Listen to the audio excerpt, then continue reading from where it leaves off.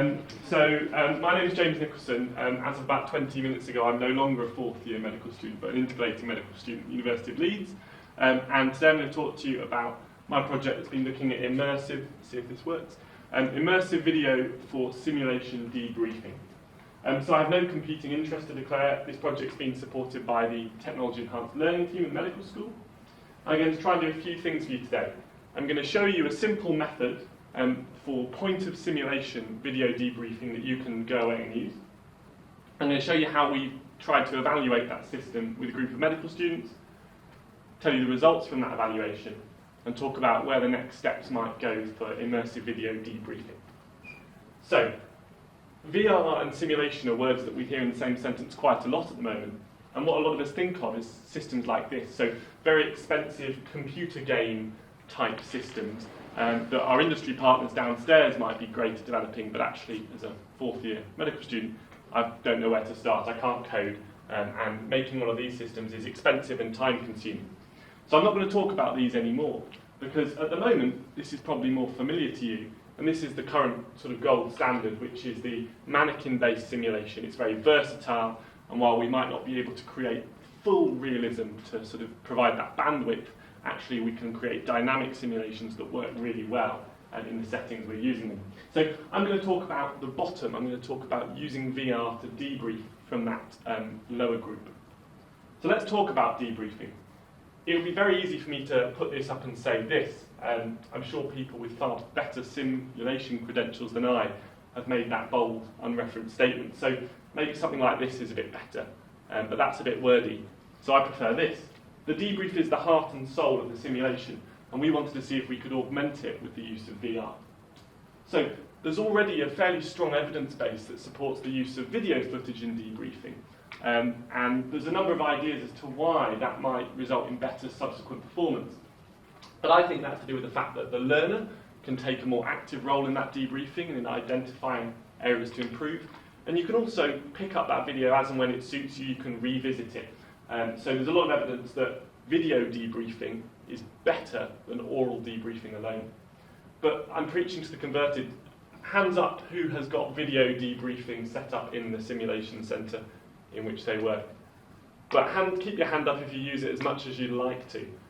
And the challenges of cost, clunky third-party systems, and time often mean we don't use those systems, as we were hearing this morning, as much as we would like. So if we were to take the video debriefing systems and make them VR debriefing systems, you'd be forgiven for thinking that the problems there would be even greater. But I don't think that's true. So we set out to develop this point-of-use VR debriefing system that's cheap and quick to use. I'm going to show you that now. So it's a really simple system. I'm going to run it through now. And what it doesn't involve is copying huge files to your computer and clunky post-production. So you have a 360-degree camera mounted on a microphone stand like this. You press the button to record, and you do a simulation. At the end of the simulation, you can take the memory card, this is a micro SD card, out of that camera, and what we used was a Samsung handset, so this is a Samsung S7, and if you put that memory card straight into the handset, the sort of built-in Samsung firmware allows you to put that headset straight into a handset, straight in the headset, and I can immediately re-watch that simulation footage. So we can be re-watching a simulation in an immersive point-of-view state within 2 or 3 minutes of doing the sim. How much does this kit all cost? Well, I went on Amazon last night, and you could probably get all of this for under £700 right now. But actually, if you were to use a Google Cardboard, if you've already got a phone that's compatible, you could be doing this for 200 or 300 quid. So VR debriefing is not a really expensive thing, contrary to popular opinion. And you get a bit of footage like this. We did this with medical students in Leeds, and obviously that's the file, but what you get on your screen is about 100 degrees of that you can look around and really get a point of view on yourself to revisit your sim. So the system's really quick. You don't have to copy things back and forward to the computer. It's portable. You could take this to an in situ setting, and it's really low cost as well. One of the challenges with it is that this camera is 4K, but that's 4,000 vertical pixels in the full 360. So actually the video quality here is not quite as good as you might get with HD, but that's not quite as good yet. So we set out to evaluate this by comparing it to what I said was the current gold standard, which is the standard video debriefing. And this was our methodology, but that's a bit complex, so let me try and explain. We took pairs of medical students and made them and recruited them as volunteers to do an in-hospital resuscitation sim. They did the sim and they were randomised to watch themselves back on either a laptop screen, standard video, or using the headset with the 360 video. Before they used the VR, they got to see a familiarisation clip, and we got them to commentate on the tasks, the actions that they'd forgotten to do or had done while they were watching it back. And then they tried the other thing, and then at the end we did some questionnaires to see how they found the experience. There was one chap who did the sim and then had to rush off, hence why it's 33 and not 34. So just to show you how simple it is actually to use the 360 method, there's just that one extra step that there would be if you were going to film something and play it back on a laptop. So it's not a clunky, built-in, outdated system that you might be familiar with. So I'm conscious of time. I'm going to share you some of our results today, but they're just the highlights, and these are some of the things I'll talk about. So we had 33 participants. They were volunteers, so you'd be forgiven for thinking that they were all the VR keen beans who'd come to see what we were doing. To sign up for a simulation study, you probably need to like simulation, but actually they weren't all super app fans or flight simulator fans, so we think we had a representative sample. One thing to think about if you're ever using VR is accessibility, and actually the majority of our participants were glasses users.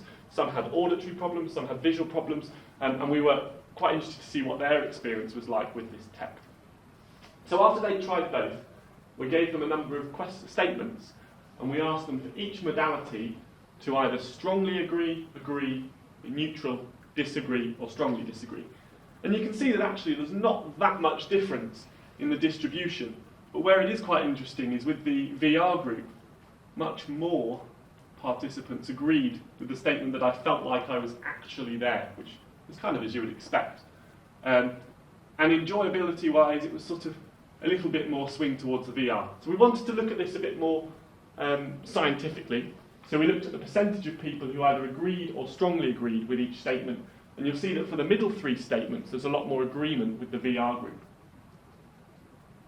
And then what we did is we did a bit of statistical analysis, and we actually found that for those middle three statements, there was a significant correlation with the VR group responding more positively than those who were watching themselves back on the laptop screen alone. So we did some qualitative analysis, and we wanted to see what the positives were. In the VR group, people really liked the fact it was immersive and it was a realistic video. They could look around, standing at the end of the patient's bed, and follow individuals around the simulation. And if we think of human factors as the interaction between individuals, environment, and equipment, actually with this VR setup, you can follow individuals around the sim, over to making the crash call, and see how they interact with the equipment. Where did we get the crash trolley stuck when we were trying to get it into the room? With the laptop video, the image quality was better, but I think that's something that we'll get over with time. But actually, people like the fact that with the laptop, you could stand back and take in the bigger picture. What were the problems with each modality? So I've mentioned that video quality was an issue with the VR already. If you look at the numbers of respondents in each of these things here, actually there were less problems in general with both modalities. Feeling disorientated is a problem with VR that I'll come back to. But in the laptop group, while there were people in both groups who said there were no problems, in the laptop group, missing out on details because they were out of the shot or because you couldn't look at them in more detail was a problem.